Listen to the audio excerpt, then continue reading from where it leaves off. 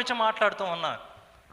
నేను మోషేకు తోడై ఉన్నట్టు నీకు తోడుగా ఉంటాను అని దేవుడు చెప్పినట్లు కాకుండా నేను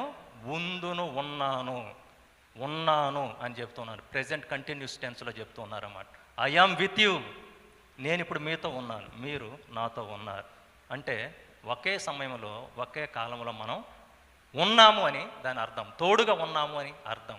ఎప్పుడో వస్తాను అనేది కాదు, ఎప్పుడో ఉంటాను అనేటువంటిది కాదనమాట. కాబట్టి ప్రియమైన దేవుని బిడ్డలారా, మన దేవుడు నిత్యత్వం నుండి నిత్యత్వం వరకు ఉన్నటువంటి దేవుడు కాబట్టి గతంలో ఉండగలడు, ఇప్పుడు ఉండగలడు, ఇక ముందుకు కూడా ఉండగలడు. చాలామంది క్రైస్తవులకి కన్విక్షన్ అనేటువంటిది లేదు. కన్విక్షన్ అనేటువంటి పదాన్ని రెండు విధాలుగా మనం చూడవచ్చు. ఒకటి ఏంటంటే పాపమును గూర్చి లేకుంటే జడ్జిమెంట్ను గూర్చి, తీర్పును గూర్చి మనం ఒప్పింపజేయబడటం ఒకటి. రెండోది ఏంటంటే నమ్మకం. కన్విక్షన్ అంటే